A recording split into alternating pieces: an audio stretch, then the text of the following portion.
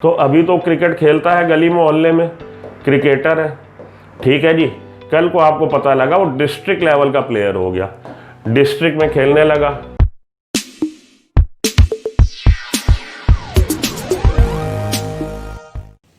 Hello, welcome to the Sumo biology online classes.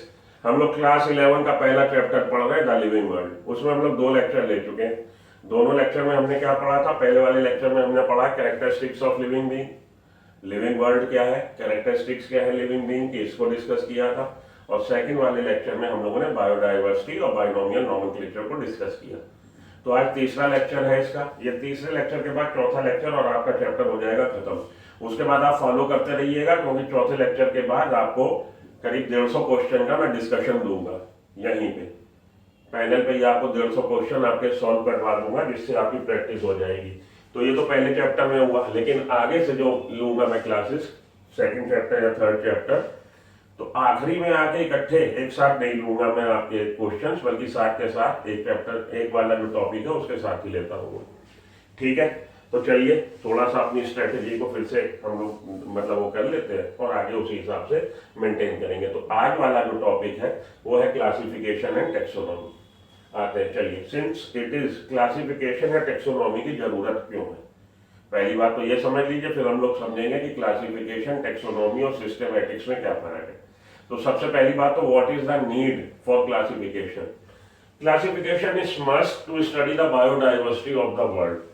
कोई भी हमारे जो साइंटिस्ट हैं, कोई भी बायोलॉजिस्ट, कोई भी साइंटिस्ट, वो जितनी स्पीसीज नोन है, near about 1.7 to 1.8 million species आज की तारीख में डॉक्यूमेंटेड है।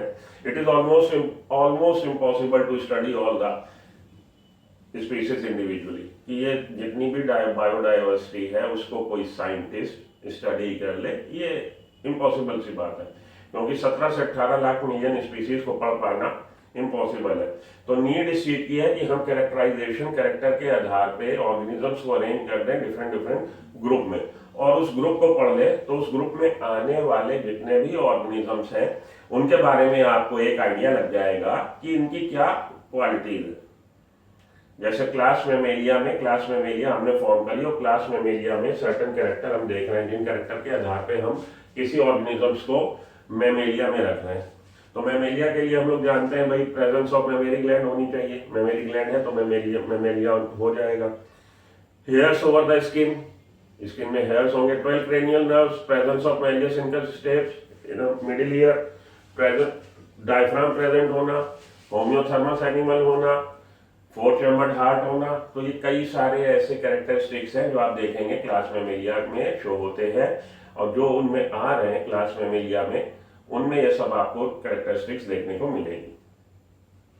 तो आपने अगर मैमल ये जान लिया कि कोई मैमल है, तो आपको उसके बारे में एक लमसम आइडिया, एक रफ आइडिया मिल जाएगा कि इस ऑर्गेनिजम्स की ये विशेषता है, तो ये तभी क्लास मेमेलिया में पुट किया गया। ये कारण है क्लासिफिकेशन का। और क्लासिफिकेशन जब हम करते हैं तो उससे पहले हम कैरेक्टर जानते हैं। कैरेक्टर जानेंगे तो हम ये भी जान जाएंगे कि कोई ऑर्गेनिज्म हमारे लिए यूजफुल है कि हमारे लिए हार्मफुल है।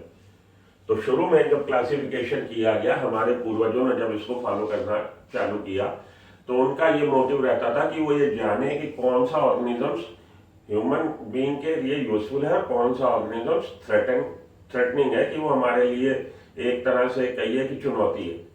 तो ये जानने के लिए क्लासिफिकेशन उन्होंने शुरू में ग्रुपिंग करी, क्लासिफिकेशन किया। तो since it is almost impossible, nearly impossible to study all the living organisms, अब यहाँ पे बात हो रही है कि कोई भी आदमी के लिए, कोई भी बायोलॉजिस्ट के लिए, कोई भी जीव वैज्ञानिक के लिए ये ऑलमोस्ट इम्पॉसिबल सी बात है कि वो जितनी भी बायोडाइवर्सिटी है, जीवन के विभिन्न रूप, उनको स्टडी कर ले। इस चीज को संभव बनाने के लिए कोशिश ये करी गई कि हम लोग ऑर्गेनिजम्स की कैरेक्टराइजेशन के आधार पे उनको ग्रुप बना दें। तो ग्रुप को पढ़ लिया तो एक लमसम आइडिया मिल जाएगा। अब हम लोग आ रहे क्लासिफिकेशन को डिफाइन करते हैं कि what is classification. Classification is the grouping of anything into convenient category based on some easily observable character. Classification, वर्गीकरण, क्लासिफिकेशन ये वो प्रोसेस है, वो प्रक्रिया है जिसके द्वारा हम किसी भी चीज को, भले वो डेड हो, भले वो नॉन लिविंग हो, डेड ना बोले हम, नॉन लिविंग हो, भले वो लिविंग हो, तो किसी भी चीज को हम क्लासीफाई कर दें, ग्रुपिंग कर दें according to the some easily observable character, कि उसके बाहर से दिखाई दे रहे गुणों के आधार पे, इजली ऑब्जर्वेबल, जो आपको बहुत आसानी से दिख जाएंगे। Into convenient category. Convenient category अपनी सहूलियत के हिसाब से, जिस चीज में हमें सहूलियत है हमने उस हिसाब से उसको ग्रुपिंग कर दी, तो वो क्लासिफिकेशन है। एग्जाम्पल के तौर पे मानिए मैं ऑफलाइन क्लास चला रहा हूँ, मेरी क्लास में 20-40 बच्चे, जो भी आप XYZ कोई भी फिगर सोच लीजिए, वो बच्चे हैं। अब उनका क्लासिफिकेशन कन्वीनियंट कैटेगरी में मैं कई तरह से कर सकता हूँ। तो मैं किसमें पसंद करूंगा, जिसमें मेरे को सबसे ज्यादा कन्वीनियंस है, जिसमें मुझे अप्रोच मेरी बिल्कुल क्लियर हो, मुझे समझने में भी वो क्लासिफिकेशन आसानी हो कि अगर मैंने ये ग्रुप बनाया है तो इस ग्रुप को बनाने का क्राइटेरिया क्या है और कौन से ऑर्गेनिजम्स, कौन से 40 स्टूडेंट्स में से कितने स्टूडेंट्स इस ग्रुप में है, कितने इस ग्रुप में है, कितने उस ग्रुप में, ये हमें समझ में आ जाएगा। तो क्लासिफिकेशन क्या है, grouping of anything into convenient category based on some easily observable character. ठीक है जी, ये हो गया क्लासिफिकेशन। तो फिर से देख लीजिए, एक चीज समझिए, हम लोग क्लासिफिकेशन को भी समझेंगे, हम लोग टेक्सोनॉमी को भी समझेंगे और हम लोग सिस्टमैटिक्स को भी समझेंगे। यहां पे बात हो रही है क्लासिफिकेशन की अभी फिलहाल। तो पहले तो क्लासिफिकेशन क्या है, ग्रुपिंग ऑफ एनीथिंग, किसी भी चीज की आप ग्रुपिंग कर लें। किसमें grouping of anything, anything can be grouped into convenient category, convenient categories में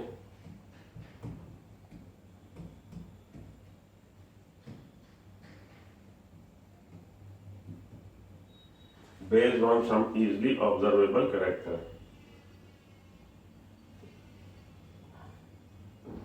ऑब्जर्वेबल लिखे दे रहा हूं सीधे,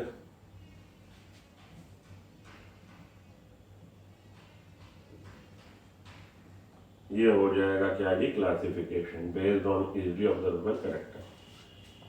तो जैसे अभी मैंने आपको एग्जांपल दिया, 40 स्टूडेंट्स हैं, मानिए हम उनको on the basis of gender, male और फीमेल को, या कहीं आप बॉय स्टूडेंट को, गर्ल स्टूडेंट को हमने क्लासीफाई कर दिया। एक तो ये तरीका हो गया। इन्हीं 40 स्टूडेंट्स को हम लोग दूसरी तरह से क्लासीफाई कर सकते हैं कि कौन से 12th पास है, कौन से 12th में अभी हैं। 12th पास स्टूडेंट्स हैं स्टिल इन द 11th और 12th, एक क्राइटेरिया हो जाएगा।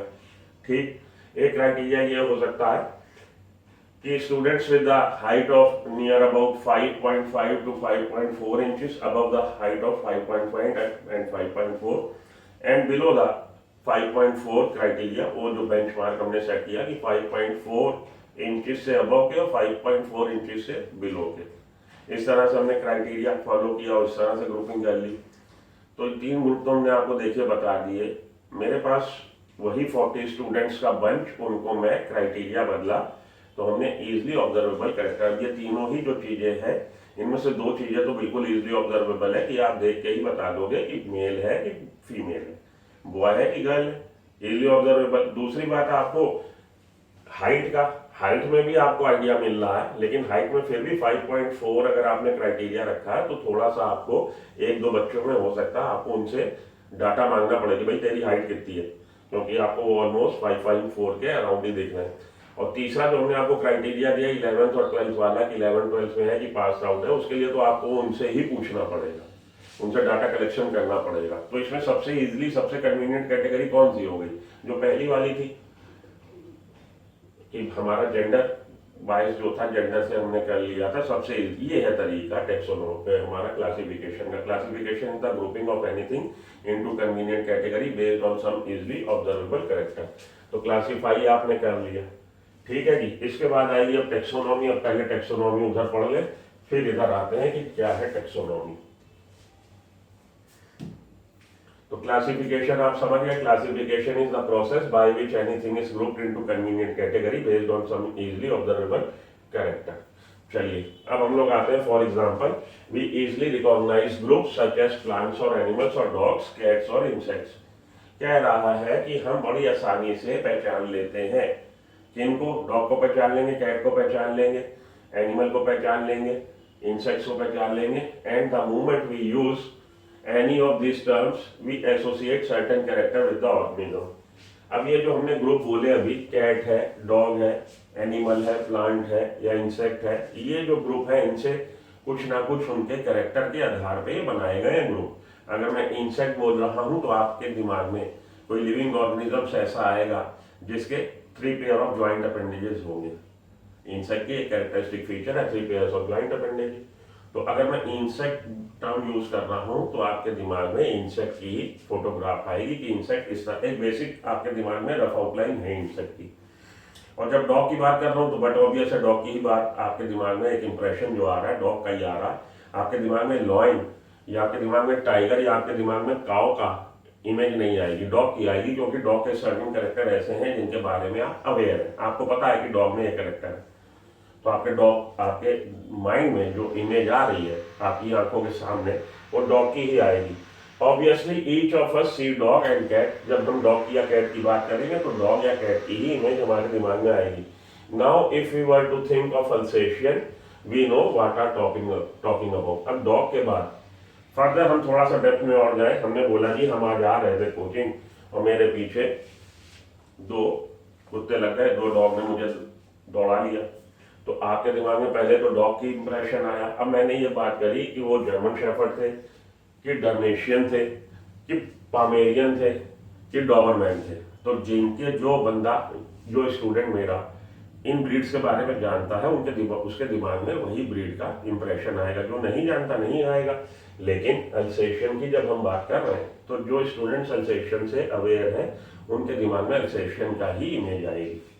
Similarly, suppose we were to say mammals, you would of course think of animals with external ear। इसलिए अगर हम ब्रॉड टर्म मैमल यूज कर रहे हैं तो आपके दिमाग में जो अक्स उभर रहा है, जो आपके दिमाग में इमेज आ रही है, वो मैमल की ही आएगी। तो मैमल में एक्सटर्नल पिन्ना होना, एक्सटर्नल ईयर होना कैरेक्टरिस्टिक फीचर है। तो आपके दिमाग में एक्सटर्नल ईयर वाला कोई ऑर्गेनिज्म दिमाग में आया।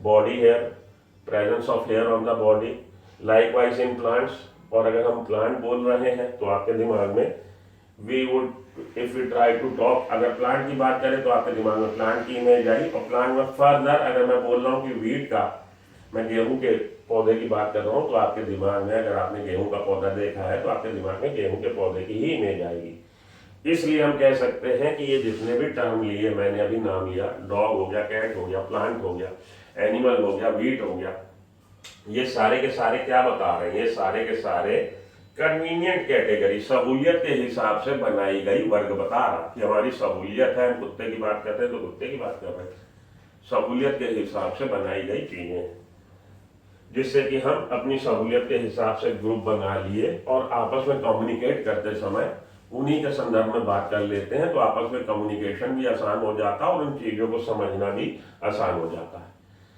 अब हम लोग आ रहे हैं कि साइंटिफिक, ये तो अभी तक कन्वीनियंस, लेकिन हर चीज साइंस कन्वीनियंस से नहीं चलती, साइंस सिस्टम से चलती है। साइंस एक पद्धति है, साइंस एक विज्ञान है। तो विज्ञान को हम अपनी सहूलियत से चलाएं वो नहीं हो सकता। यहाँ पे क्या है, अब हमें साइंटिफिक टर्म यूज करना पड़ेगा।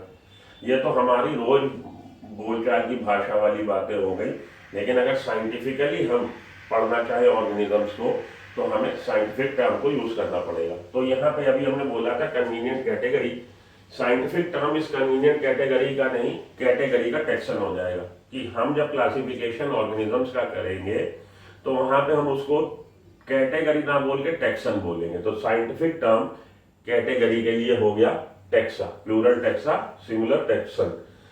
Here you must recognize that taxa can indicate categories at different level। अब यहाँ पे एक चीज और ध्यान देनी है कि जब हम साइंटिफिक रूप में बात कर रहे हैं, हम टेक्सन की बात कर रहे हैं, तो सारे टेक्सन एक ही लेवल पे नहीं है। एग्जाम्पल के तौर पे अगर हम मैमल की बात करें, एनिमल की बात करें, डॉग की बात करें, 3 हमने कैटेगरी की बात करी थी। ये 3 कैटेगरी जो टेक्सन कह लीजिए, ये कैटेगरी एक ही लेवल पे नहीं है।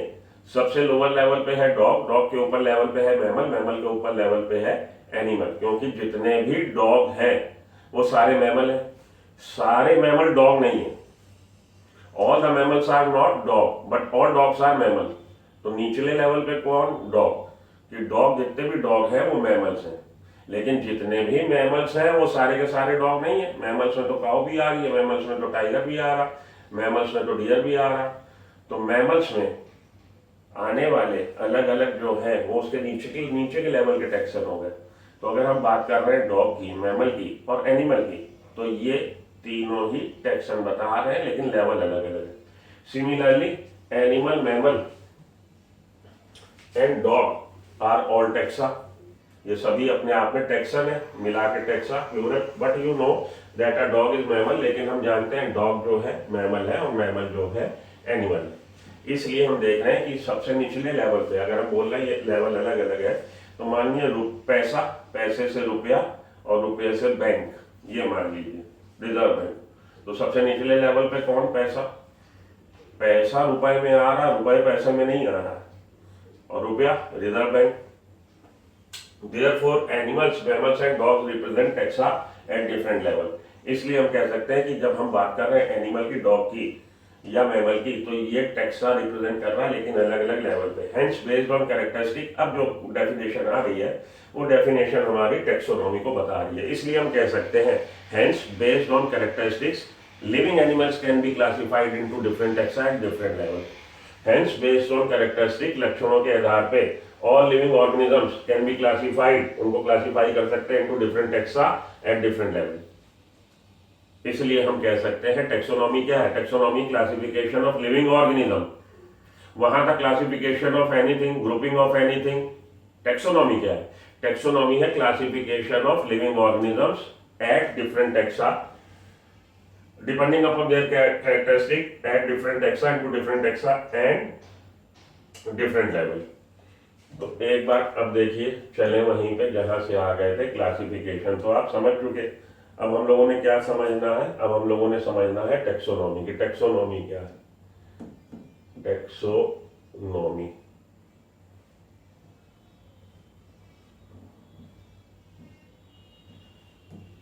टेक्सोनॉमी को समझते हैं। टेक्सोनॉमी क्या है भाई? टेक्सोनॉमी, लेकिन हम लोग अंग्रेज नहीं बनेंगे, टेक्सोनॉमी टेक्सोनॉमी बोलेंगे, क्या दिक्कत है? तो टेक्सोनॉमी क्या है? Classification of living organism. Living organisms का क्लासिफिकेशन है, क्लासिफिकेशन ऑफ लिविंग, लिविंग का क्लासिफिकेशन है डिपेंडिंग अपॉन कैरेक्टरिस्टिक, उनके कैरेक्टरिस्टिक के आधार पर, डिपेंडिंग अपॉन देयर कैरेक्टरिस्टिक, उनके कैरेक्टर्स के आधार पर। किसमें? In different taxa, in different taxa eight different level, और वो टैक्सा डिफरेंट डिफरेंट लेवल पे हैं एट डिफरेंट लेवल।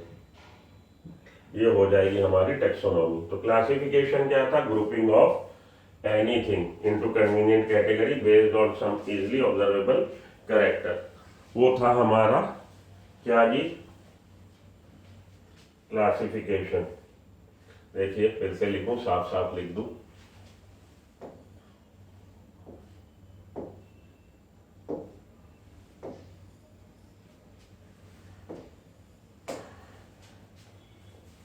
तो पहले तो आ रहा है classification.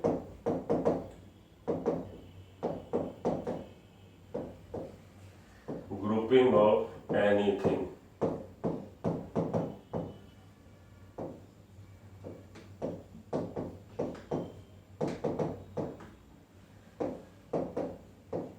into convenient categories based on some easily observable character। ये बात ध्यान में रखिएगा। टेक्सोनॉमी क्या है?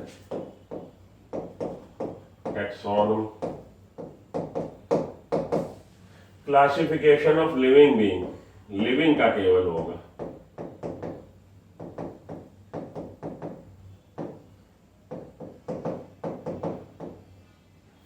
इन डिफरेंट टैक्सा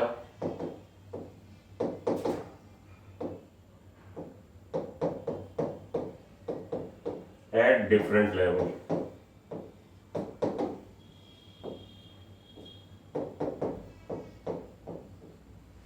तो लिविंग को क्लासिफाई करना बेस्ड ऑन देयर कैरेक्टरिस्टिक, आधार क्या है? बेस्ड ऑन देयर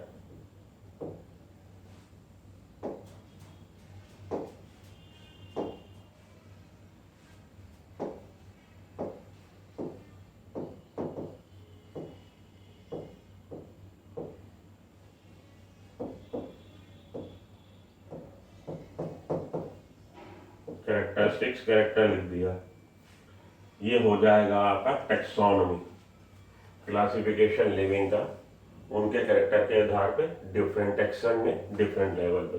और सिस्टमैटिक से एक टर्म यूज होता है, अभी हम लोगों ने पढ़ा नहीं लेकिन लिख देता हूँ यहाँ पे। सिस्टमैटिक्स क्या है? सिस्टमैटिक्स है टेक्सोनॉमी विद, जब हम देख लेते हैं फाइलोजेनेटिक रिलेशनशिप, ऑर्गेनिजम्स की फाइलोजेनेटिक रिलेशनशिप के आधार पे उनको एक सिस्टमैटिक क्रम में अरेंज करना, दैट इज सिस्टमैटिक्स। तो सिस्टमैटिक्स क्या है? Taxonomy along with evolutionary history या फाइलोजेनेटिक रिलेशनशिप। तो सिस्टमैटिक्स है taxonomy along with phylogenetic relationship between organisms, along with phylogenetic relationship among organisms। ये हो जाएगी आपकी क्या? सिस्टमैटिक्स। ठीक है जी, बिल्कुल। चलिए आगे चलते हैं। तो समझ में आ रही है बात आपकी। टेक्सोनॉमी क्या है? गुणों के आधार पर जीवों को हम अलग अलग टेक्सन में अरेंज कर दें, वो हो जाएगी taxonomy. Taxonomy is the practice of naming, identifying, classifying different organism। ये क्वेश्चन आता है MCQ, यहाँ से बनता है। ये MCQ के लिए आपका इम्पोर्टेंट क्वेश्चन है, याद रख लीजिएगा। MCQ बनता है। इसके अलावा MCQ कहाँ से बनता है? इसके अलावा आपका MCQ बनेगा scientific name of this category section based on characteristic. ये वाले भी बात ध्यान में आपने रखनी है कि based on characteristics living organisms can be classified into different taxa at different level। यहाँ से आपके MCQ फॉर्म होते हैं, मल्टीपल चॉइस क्वेश्चन फॉर्म होते हैं, जो आपको याद में रखने हैं। चलिए आगे चलें। What we should follow, जो हमें चीज समझनी है, देखनी है while doing taxonomy। टेक्सोनॉमी देखने में, टेक्सोनॉमी करने में जो हमें करना है, हमें केवल एक्सटर्नल फीचर्स को ध्यान में नहीं रखना। क्लासिफिकेशन जब हम नॉन लिविंग का कर रहे थे, जब ग्रुपिंग कर रहे थे, तब हम इजली ऑब्जर्वेबल कैरेक्टर, तो बाहर से जो कैरेक्टर दिख रहे थे, यहाँ पे एक्सटर्नल के अलावा हमें इंटरनल कैरेक्टर्स को भी ध्यान में देना पड़ेगा। Along with the structure of cell, तो इंटरनल कैरेक्टर में जो इंटरनल हम लोग देख रहे हैं फीचर्स, इंटरनल स्ट्रक्चर देख रहे हैं, स्ट्रक्चर ऑफ सेल भी देखेंगे, डेवलपमेंट प्रोसेस भी देखेंगे, इकोलॉजिकल इंफॉर्मेशन भी देखेंगे। याद रख लीजिएगा कि स्ट्रक्चर ऑफ सेल भी ध्यान में रखना है, डेवलपमेंट ऑफ, तो इसका ऑर्गेनिज्म का डेवलपमेंटल प्रोसेस क्या ध्यान में रखना है, और इकोलॉजिकल इंफॉर्मेशन को भी ध्यान में रखना है। Are essential and form the basis of modern taxonomy. Modern taxonomy studies की ये एक तरह से एसेंस है, जान है कि आपने मॉर्फोलॉजिकल कैरेक्टर के अलावा एनाटॉमिकल कैरेक्टर भी देखने हैं। तो सेल का आपको स्ट्रक्चर भी देखना है, इकोलॉजिकल उसके रिलेशनशिप भी देखने हैं, डेवलपमेंट प्रोसेस भी देखना है। हेंस इसलिए हम देखते हैं characterization, identification, classification and nomenclature are the processes that are basics to. ये MCQ आपका बहुत इंपॉर्टेंट है, याद रख लीजिएगा। इसलिए आखिरी में आके हम कह सकते हैं कि characterization, identification, classification and nomenclature, ये टेक्सोनॉमी की जान है। और ये 4 बेसिक प्रोसेस है जिनको हमें करना है। सबसे पहले आपको अगर कोई ऑर्गेनिज्म मिला है जिसको आप समझ रहे हो कि ये न्यू स्पीसीज है, अभी तक डिस्कवर नहीं हुई थी, तो सबसे पहले तो आप उसको लैब में लाएंगे, बायोलॉजिस्ट के पास पहुंचेंगे, भले आप जूलॉजिस्ट के पास पहुंचे, भले आप कहिए कि बॉटनिस्ट के पास पहुंच रहे हैं, जो चीज़ है ये तो आपको पता ही है कि एनिमल है कि प्लांट है। तो आप वहाँ पहुंचे और आपने कहा कि ये नया स्पीसीज मेरे को लग रही है, मैंने डिस्कवर करी है, जरा इसके बारे में हम लोग पता करें। तो सबसे पहले बायोलॉजिस्ट क्या करेगा, उसके कैरेक्टर जानने की कोशिश करेगा, उसका चार्ट बनाएगा कि कौन सी ये स्पीशीज है। तो सबसे पहले तो कैरेक्टराइजेशन, उसके कैरेक्टर नोट करने चालू किए कि वेदर नोटोकॉर्ड इज प्रेजेंट और नॉट। नोटोकॉर्ड प्रेजेंट है तो कॉर्डेट हो गया, कॉर्डाटा हो गया, नहीं तो नॉन कॉर्डेट हो गया। यहाँ से चालू किया आपने अपना पजल सॉल्व करना जो आप उठा लाए हैं कि क्या है वो।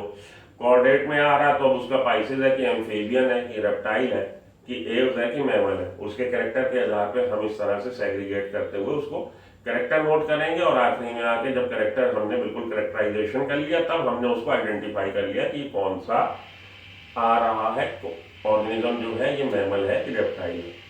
तो सबसे पहले कैरेक्टराइजेशन, कैरेक्टराइजेशन के बाद आइडेंटिफिकेशन, आइडेंटिफिकेशन के बाद उसको क्लासीफाई कर देंगे, और आखिरी में आके अगर नई स्पीसीज है तो सुंदर सा नाम रख देंगे, नॉमेनक्लेचर। ये इसके स्टेप है, याद रख लीजिएगा। Characterization, identification, classification and nomenclature. Hence characterization, identification, classification and nomenclature are the process that are basis to basic बातें हैं टेक्सोनॉमी की। ठीक है जी, इससे रिलेटेड क्वेश्चन आपको आता है तो आप इसको MCQ के लिहाज से पढ़ लेंगे। Taxonomy is not something new. Taxonomy कोई नई बात नहीं है। टेक्सोनॉमी कोई नया कॉन्सेप्ट, नई खोज नहीं है। Human being have always been interested in knowing more and more about the various kind of organism.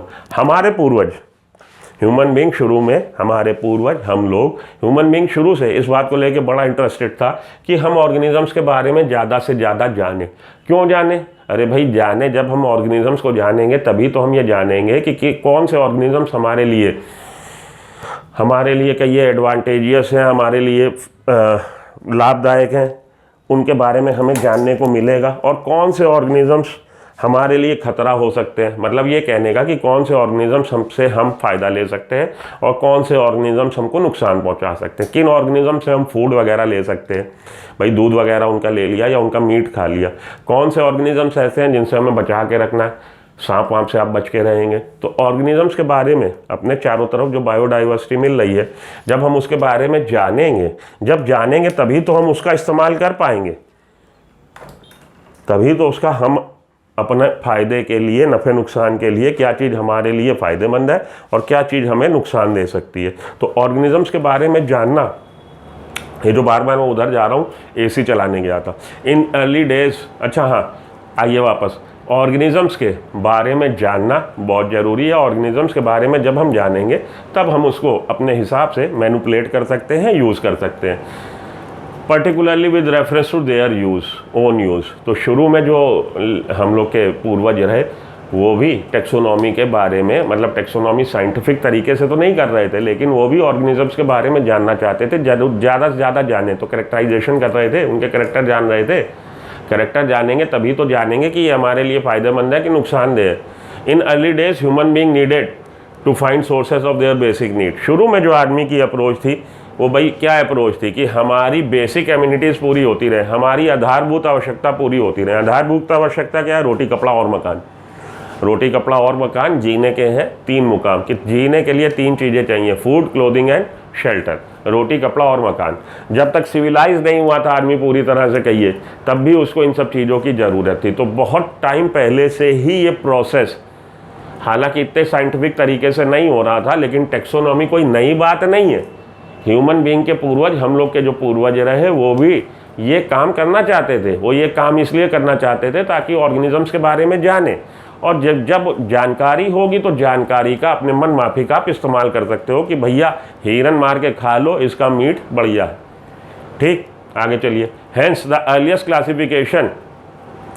Earliest classification were based on the uses of various organism. इसलिए शुरू में जो क्लासिफिकेशन करे गए वो इस आधार पे करे गए कि ऑर्गेनिजम्स का हम लोग क्या यूज़ कर सकते हैं, हमारे यूज़ के हैं कि नहीं है।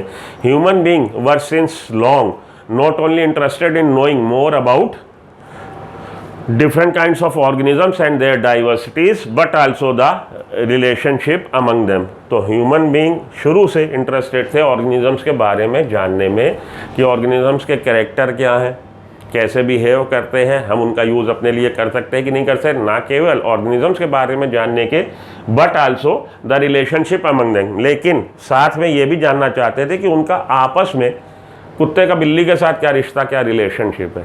तो ऑर्गेनिजम्स के बारे में जानना तो चाहते थे, but not only about the organisms, no they want to know about the organisms but also the inter relationship between them, उनका आपस में परस्पर क्या संबंध है। This branch of study refers at systematic, और ये ब्रांच बायोलॉजी की, ये ब्रांच अध्ययन की, ये ब्रांच सिस्टमेटिक्स कहलाती है। कौन सी? कि जिसमें हम स्टडी कर रहे हैं कि ऑर्गेनिजम्स के बारे में जान रहे हैं और ऑर्गेनिजम्स का आपस में क्या रिलेशन है, ये जान रहे हैं। Taxonomy refers to the classification of organism. Taxonomy क्या है? क्लासिफिकेशन ऑर्गेनिजम्स का, टेक्सोनॉमी। अभी हमने यही बात करी थी। सिस्टमैटिक्स क्या है? Systematics is the study and classification of organisms for the determination of evolutionary relationship. Systematics है taxonomy with systematic arrangement of organism, system से अरेंज करना। जब सिस्टम से आप अरेंज करेंगे उसका मतलब ये है हम उसकी इवोल्यूशनरी हिस्ट्री को भी ध्यान में रखेंगे। इवोल्यूशनरी हिस्ट्री को ध्यान में रखने का मतलब ये है कि हम ये देखेंगे कि कौन सा ऑर्गेनिजम्स पहले आया है और कौन सा ऑर्गेनिजम्स जैविक विकास के क्रम में बाद में अपीयर हुआ है। तो इवोल्यूशनरी हिस्ट्री को ध्यान में रखते हुए जब टेक्सोनॉमी करी जाती है तो वो सिस्टमैटिक्स कहलाती है। Systematics refers to the study and classification of organism. ये भी क्लासिफिकेशन है ऑर्गेनिज्म का, टेक्सोनॉमी भी क्लासिफिकेशन है ऑर्गेनिज्म का एक्सक्यूज मी सॉरी, लेकिन टेक्सोनॉमी करते समय हम इवोल्यूशनरी रिलेशनशिप को ध्यान में नहीं रखते। हाँ, सिस्टमैटिक करते समय हम लोग टेक्सोनॉमी ही करते हैं, लेकिन साथ में एक आपने पुछन्ना और जोड़ दिया कि हमें उसका इवोल्यूशनरी रिलेशनशिप भी कंसीडर करना है। तो taxonomy classification of living organism into different level of taxa according to the observable character in them. उनके कैरेक्टर के आधार पे, जीवों के कैरेक्टर के आधार पे जब जीवों को हम विभिन्न वर्गों में स्थापित करते हैं, वो वर्ग जो अलग अलग स्तर के हैं उनके कैरेक्टर के आधार पे, वो है टेक्सोनॉमी। ठीक है। अब सिस्टमैटिक्स क्या है? सिस्टमैटिक टेक्सोनॉमी ही है, लेकिन साथ में हमने उसमें और भी आपने छौंके लगा दिए। आपने जो बनाई खिचड़ी, आपने खिचड़ी में 2-4 छौंके और लगा दिए। क्या कि अब हमें इवोल्यूशनरी रिलेशनशिप को भी ध्यान में रखना है। Systematics refers to the study and classification of organism. Taxonomy हुई यहाँ तक ये टेक्सोनॉमी हुई। Study and classification of living organism क्या है? टेक्सोनॉमी। अब इसमें साथ में क्या है? For the determination of evolutionary relationship. लेकिन हमें ये जो टेक्सोनॉमी हम कर रहे हैं उसमें हमने इवोल्यूशनरी रिलेशनशिप को भी ध्यान में रखना है, हम उसको भी इस्टेब्लिश करना चाहते हैं, तो वो सिस्टमैटिक्स हो जाएगा, टेक्सोनॉमी नहीं रहेगा। तो टेक्सोनॉमी क्या है? टेक्सोनॉमी इस तरह से अगर देखा जाए तो सिस्टमैटिक्स की ब्रांच है, सिस्टमैटिक्स की एक शाखा है टेक्सोनॉमी। भाई मेन प्लांट और मेन प्लांट से निकली एक ब्रांच। मेन प्लांट क्या है? सिस्टमैटिक्स। सिस्टमैटिक्स में से एक ब्रांच निकली। अगर सिस्टमैटिक्स में से आपने इवोल्यूशनरी रिलेशनशिप को का छोड़ रहने दो, भाई बहुत कॉम्प्लिकेटेड है, इवोल्यूशनरी रिलेशनशिप रहने दो, केवल ऑर्गेनिजम्स को क्लासीफाई कर दो अकॉर्डिंग टू देयर कैरेक्टरिस्टिक्स। उसको डिफरेंट लेवल पे, डिफरेंट एक्शन पे आप अरेंज कर दीजिए, केवल इतना कर दीजिए, इवोल्यूशनरी रिलेशनशिप छोड़िए। हमने आपको प्रोजेक्ट दिया, उस प्रोजेक्ट में फिर हमने विड्रॉ कर ली 2 बातें अपनी, छोड़ो भाई तुम कर तो पाओगे नहीं, तुम हटाओ, तुम इतना कर दो, केवल वो हो जाएगा taxonomy.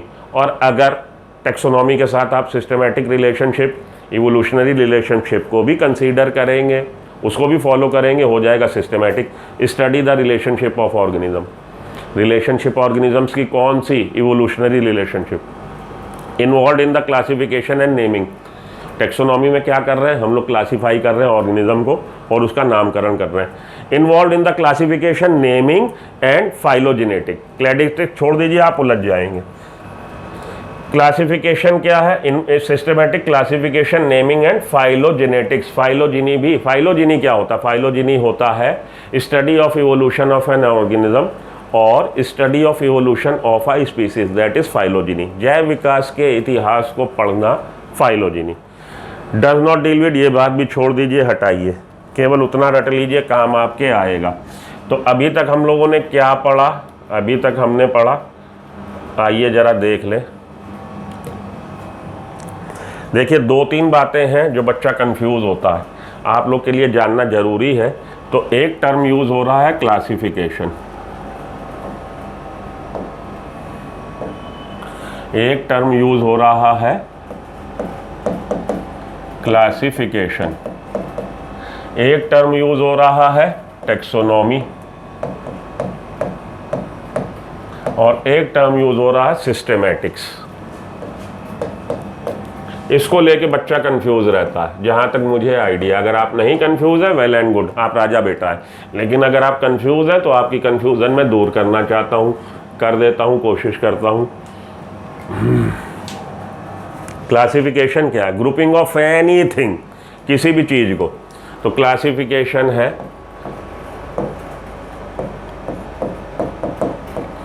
Grouping of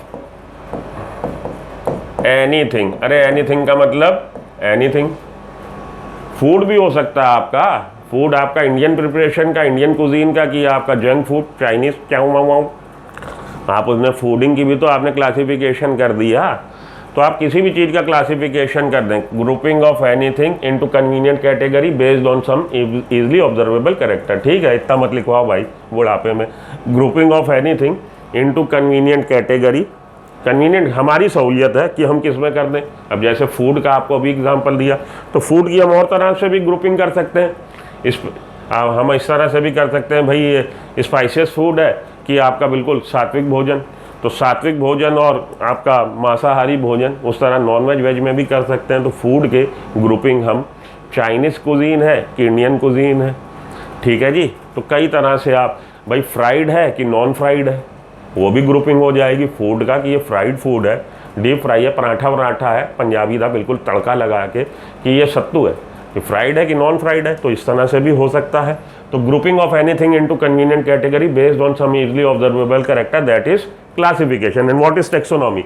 taxonomy is also classification but of living organism. Taxonomy classification है लिविंग ऑर्गेनिज्म का, एनीथिंग का नहीं। ये लिविंग ऑर्गेनिजम्स का क्लासिफिकेशन है at different level, at different taxa of different level.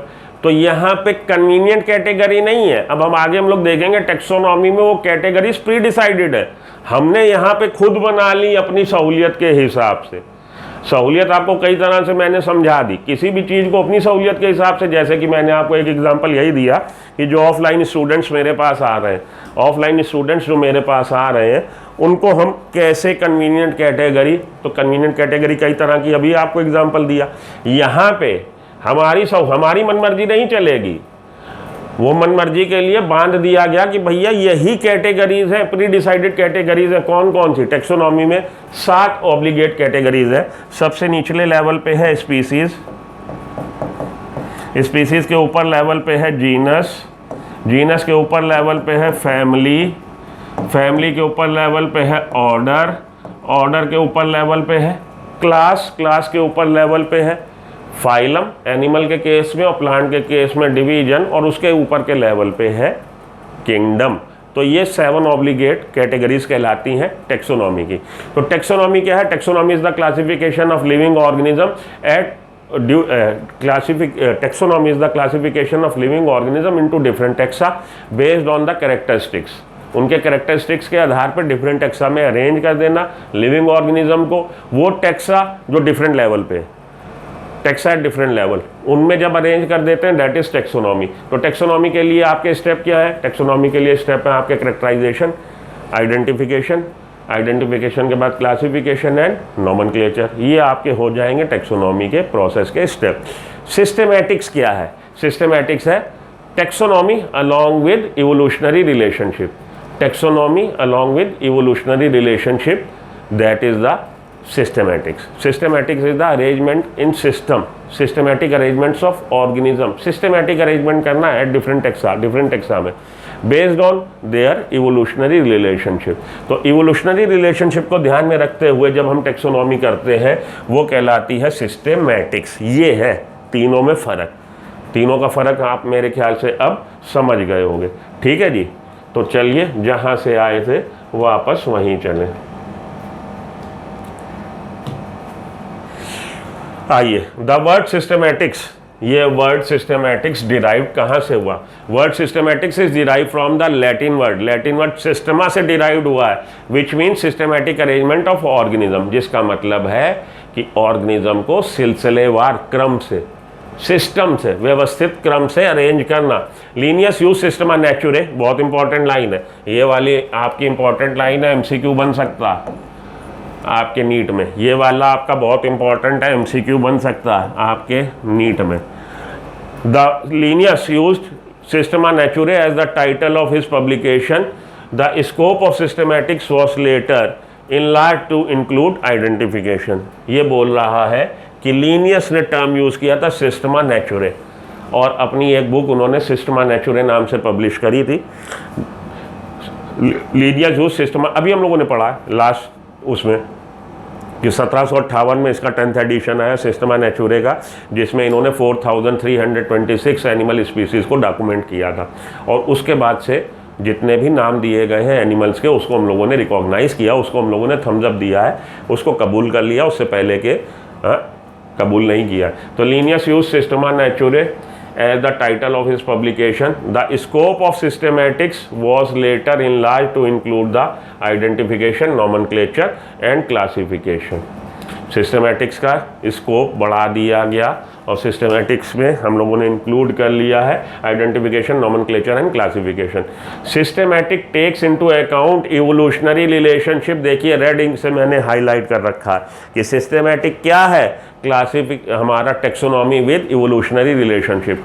हम ऑर्गेनिजम्स को सिस्टम से अरेंज करेंगे, सिस्टमैटिक क्रम में अरेंज करेंगे और हम ध्यान रखेंगे उनके इवोल्यूशनरी रिलेशनशिप का, evolutionary relationship between the organism. So I think I am very much clear about the, आप लोग को समझाने में कि भाई what is classification, what is taxonomy and what is systematics. Taxonomy categories पे आइए, ये टेक्सोनॉमी की बात हो गई। Classification is not a single step process. Classification एक चरण में होने वाला कार्यक्रम नहीं है। क्लासिफिकेशन एक कदम में होने वाला सफ़र नहीं है कि एक कदम में तय हो जाएगा, ये सफ़र थोड़ा सा लंबा सफ़र है। Classification is not a single step process, single step process नहीं है, बट इन्वॉल्व्स हायरार्की। लेकिन ये हायरार्की ऑफ स्टेप्स, इसमें हायरार्की ऑफ स्टेप्स है। हायरार्की का मतलब चरणबद्ध क्रम से चलना है, चरणबद्ध क्रम से, एक चरण में होने वाला कार्यक्रम ये नहीं है।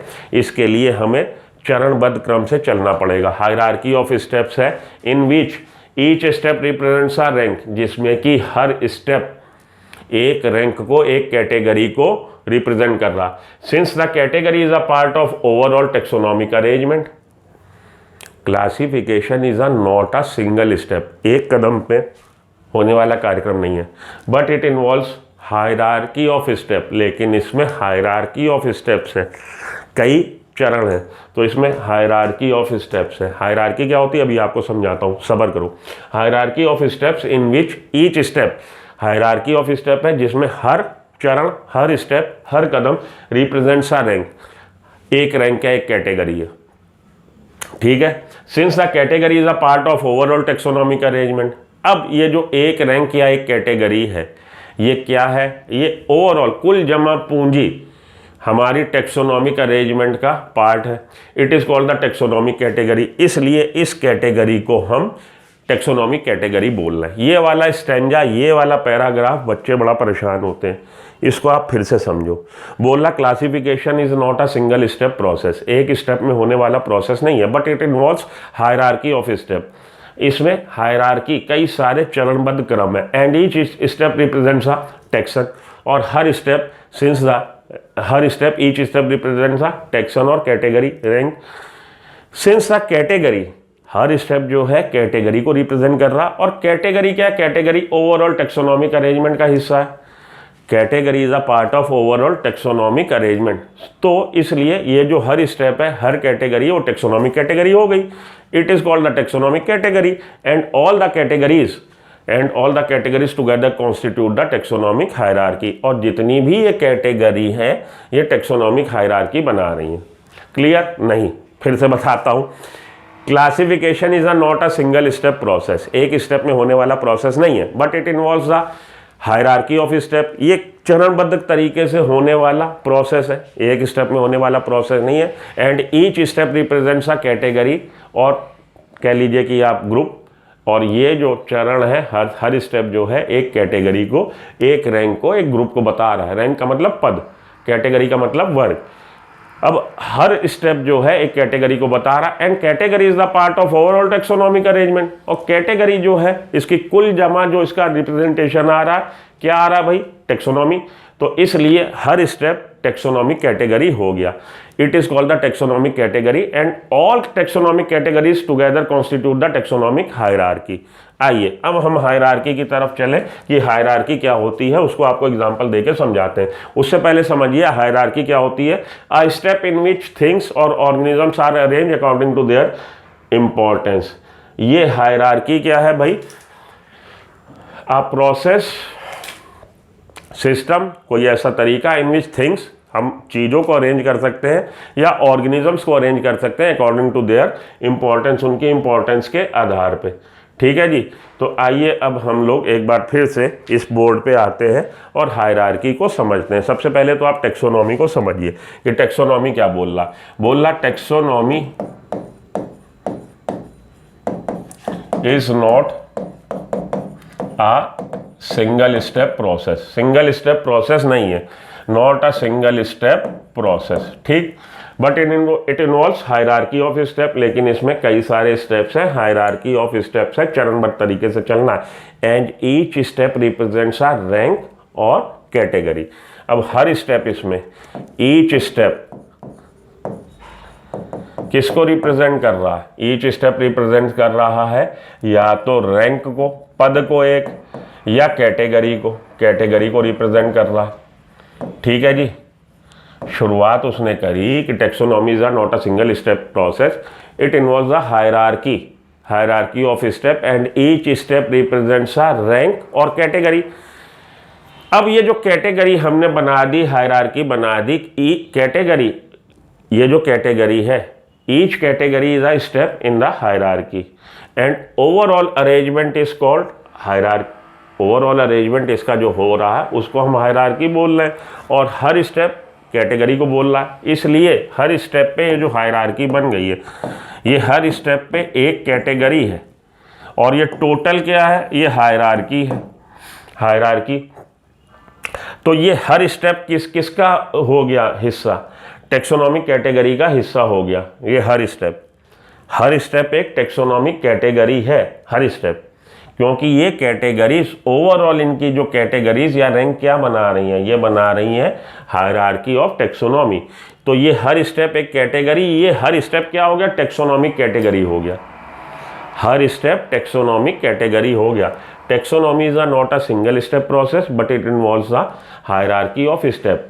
In this hierarchy, each step represents a rank or category, and this each step or rank or category is the overall arrangement जो है हायरार्की है, उसको हम हायरार्की बोल रहे हैं। तो इसलिए ये हायरार्की किसकी है? टेक्सोनॉमिक हायरार्की है। इसलिए इसका हर स्टेप, ये सीढ़ी है, सीढ़ी का हर पायदान क्या बना रहा है? Taxonomic hierarchy. और ये टेक्सोनॉमिक हायरार्की का हर कैटेगरी क्या बना रही?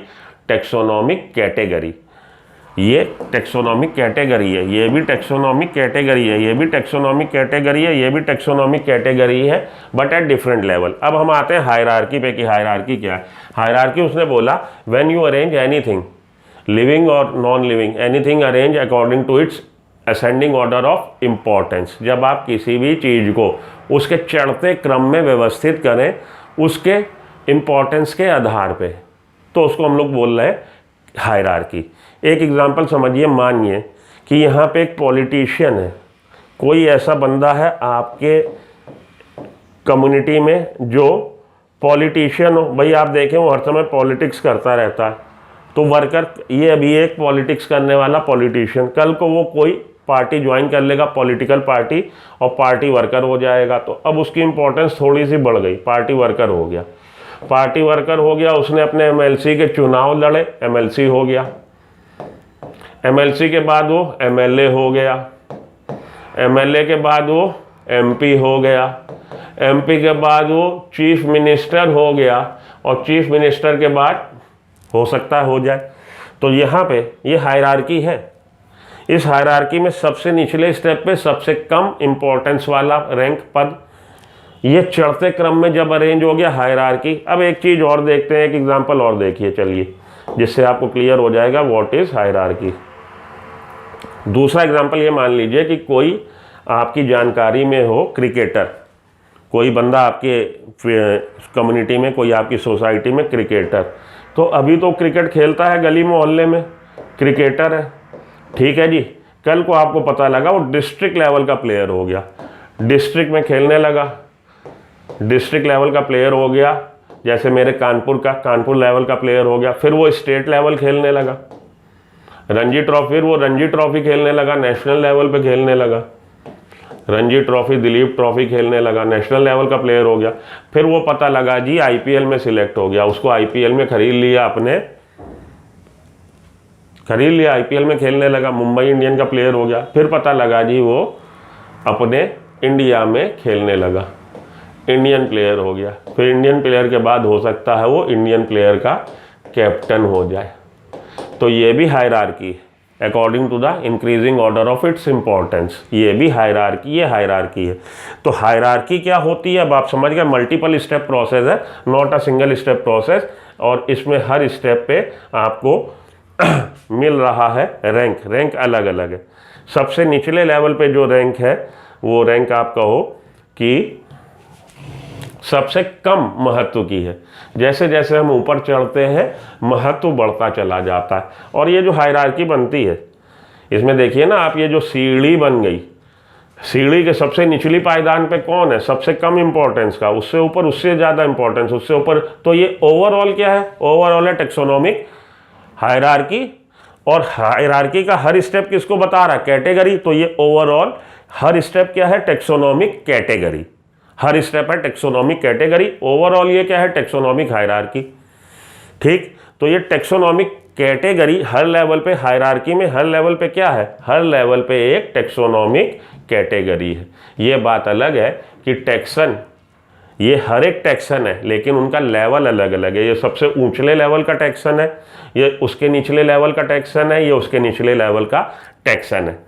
लेवल अलग अलग है, उसकी इंपॉर्टेंस अलग अलग है, लेकिन है टेक्सन। ओवरऑल ये टेक्सोनोमिक कैटेगरीज हो गई जो कि अरेंज है according to their ascending order of importance. ठीक, वापस आते हैं और देखते हैं कि कहाँ पे हम थे।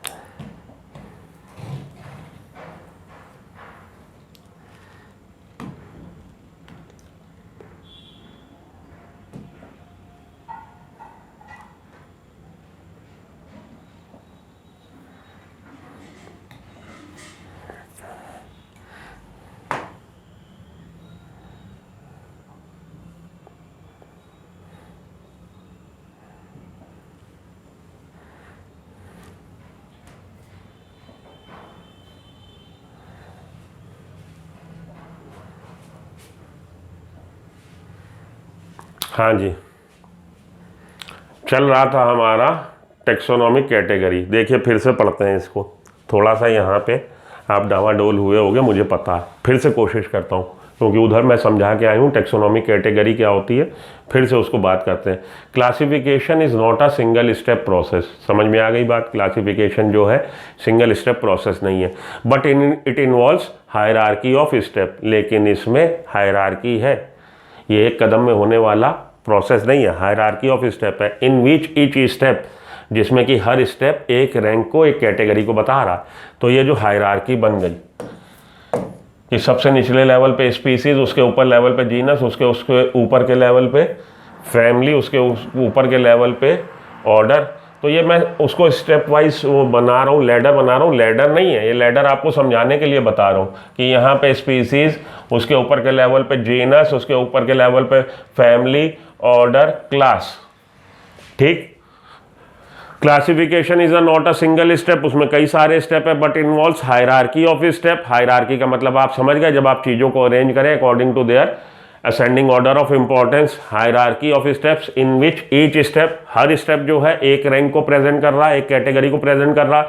सिंस द कैटेगरी, अब ये जो कैटेगरी है part of overall taxonomic arrangement, ये जो कैटेगरी है हर स्टेप एक कैटेगरी है, और ये कुल ये जितने स्टेप है क्या है, हर स्टेप क्या है, उसका एक हिस्सा है।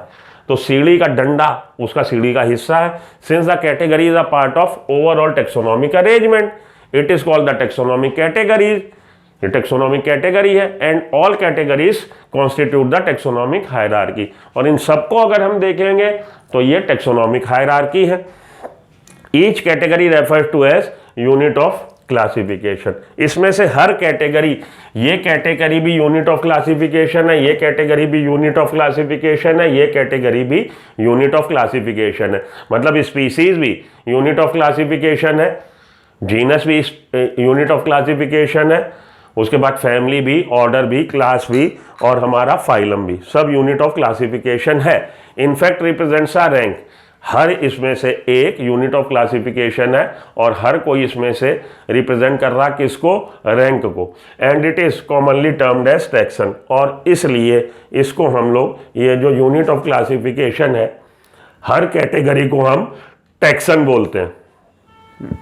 ये आप लोगों ने पहले ही पढ़ा था जब क्लासिफिकेशन पढ़ा था कि classification grouping of anything into convenient category, लेकिन साइंटिफिक टर्म कैटेगरी के लिए जब टेक्सोनॉमी करते हैं तभी तो उसको टेक्सोनॉमी बोला। साइंटिफिक टर्म वहां पे कैटेगरी के लिए टैक्सन है और क्लासिफिकेशन लिविंग ऑर्गेनिज्म का वो टेक्सोनॉमी कहला रहा, क्योंकि उसको हम टैक्सन में अरेंज कर रहे हैं।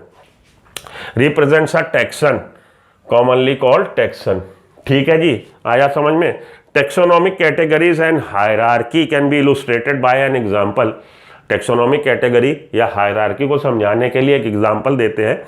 तो अब यहाँ पे वो बता रहा है कि एनिमल्स की बात करें, एनिमल्स में आपको इंसेक्ट्स मिल रहे हैं। Insects represents a group of organism.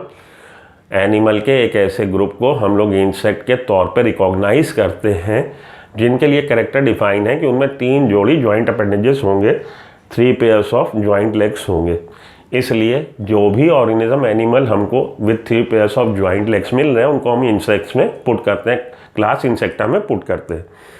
Phylum Arthropoda, class Insecta. It means insects are recognizable. इसका मतलब है कि इंसेक्ट्स पहचान में आने योग्य एक कॉन्क्रीट ऑर्गेनिज्म है, सुस्पष्ट ऑर्गेनिज्म है जो पहचान जाएंगे। आप कैसे पहचान जाएंगे? Presence of 3 pairs of joint appendages. 3 pair joint appendages की सहायता से आप पहचान जाएंगे ये इंसेक्ट है, विच कैन बी क्लासिफाइड, और उनका आप क्लासिफिकेशन कर सकते हैं, एंड दस गिवन अ रैंक, और इसलिए उनको एक रैंक दी गई है। Taxonomic studies of all living organism have led to the development of common categories. अब टेक्सोनॉमिक हमने अरेंजमेंट करना है, टेक्सोनॉमी करना है, लिविंग ऑर्गेनिजम्स को हमने क्लासीफाई करना है।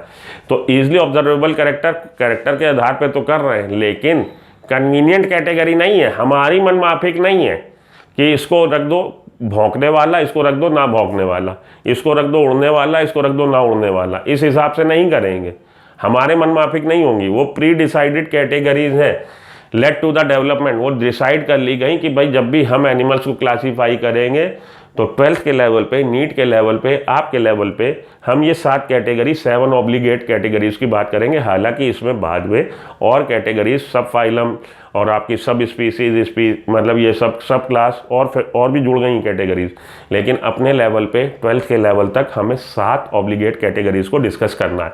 Taxonomic studies of all living organism led to the development of common categories. ये डिसाइड कर लिया गया कि भैया ये कैटेगरी हमें 7 कैटेगरी में उसको क्लासीफाई करना ही करना है, सच एज किंगडम, फाइलम और डिवीजन। फाइलम टर्म यूज होता है एनिमल के केस में, डिवीजन टर्म यूज होता है प्लांट के केस में। Class, order, family, genus and species. All living organism including those in the plant, जितने भी लिविंग ऑर्गेनिज्म है including those in the plant and animal have species at the lowest category. तो ये आपकी lowest category क्या है? Species. तो unit of category सब है। अगर आपसे पूछे which one of the following is unit of taxonomy, तो यूनिट ऑफ टेक्सोनॉमी में सभी आ रही हैं, लेकिन लोएस्ट यूनिट ऑफ टेक्सोनॉमी कह लीजिए या बेसिक यूनिट ऑफ टेक्सोनॉमी कह लीजिए, मोस्ट बेसिक, तो वो आपके लिए लोएस्ट कैटेगरी, वो आपके क्या हो जाएगी? Species. Now the question you may ask, how to place an organism in various category. अब हमारे दिमाग में ये क्वेश्चन आया कि भाई एक 7 जो कैटेगरी बन गई, हम कैसे किसी ऑर्गेनिज्म को पर्टिकुलर कैटेगरी में रखेंगे? The basis requirement is the knowledge of character. उनके कैरेक्टर के आधार पे इसको हम किसी भी ऑर्गेनिज्म को किस कैटेगरी में रखेंगे ये डिसाइड होगा उसके कैरेक्टर के आधार पे कि उसमें क्या लक्षण है। Knowledge of character of an individual और ग्रुप ऑफ ऑर्गेनिज्म। तो किसी और इंडिविजुअल को, मैं हूं तो मुझे आप किस में रखेंगे? होमो सैपियंस में। आपको पता कि क्योंकि होमो सैपियंस के लिए होमोजीनस के जो कैरेक्टर हैं वो मुझ में है और होमो सैपियंस वाले कैरेक्टर मुझ में है। आप कुत्ते को उठा के थोड़ी ना होमो सैपियंस पे रख देंगे। तो कैटेगरीज जो डिसाइड हो गई हैं, मैमेलिया में रख दिया, मैमेलिया में तो कुत्ता आ रहा है, मैमेलिया के बाद हम लोग हैं प्राइमेट, और कुत्ता किस में आएगा? कार्निवोरा में, अलग हो जाएगा, ऑर्डर अलग हो जाएगा। तो ऑर्डर में अगर आप प्राइमेट में पुट कर रहे हैं या कार्निवोरा में पुट कर रहे हैं तो उसके कैरेक्टर के आधार पे कि प्राइमेटा के क्या ग्रुप कैरेक्टर है और प्राइमेटा के कैरेक्टर मुझ में है कि नहीं है, या डॉग में है कि नहीं है, तो अगर मुझ में है तो मुझे आप रखोगे प्राइमेट में, अगर डॉग के हैं कैरेक्टर वो जो प्राइमेटा के हैं तो आप डॉग को रखेंगे प्राइमेट में। तो कैरेक्टर के आधार पे आप इंडिविजुअल को और ग्रुप ऑफ ऑर्गेनिज्म के आधार पे हम पुट करते हैं किसी ऑर्गेनिज्म को कि किस कैटेगरी में रखना है। This helps in identification similarities and dissimilarities among the individual. अब अगर आपने कैटेगराइज कर दिया, टेक्सोनॉमी में आपने उसको वर्गीकृत कर दिया और अलग अलग कैटेगरी में पुट कर दिया, तो जो सिमिलर ऑर्गेनिज्म है वो सेम टेक्सा में आएंगे, और जो डिफरेंट ऑर्गेनिज्म है जिनके कैरेक्टर नहीं मिलते वो डिफरेंट टेक्सन में आएंगे। ठीक, तो same kind of organism came into the same taxon where as well as other kind of organism into the different taxa. जो अलग तरह के ऑर्गेनिज्म है वो डिफरेंट टेक्सा में आएंगे। ओके जी, अब स्पीसीज मोस्ट बेसिक पे आ गए हम लोग, स्पीसीज पे। इसका हम लोग अगले लेक्चर में डिस्कस करेंगे। अब स्पीसीज, जीनस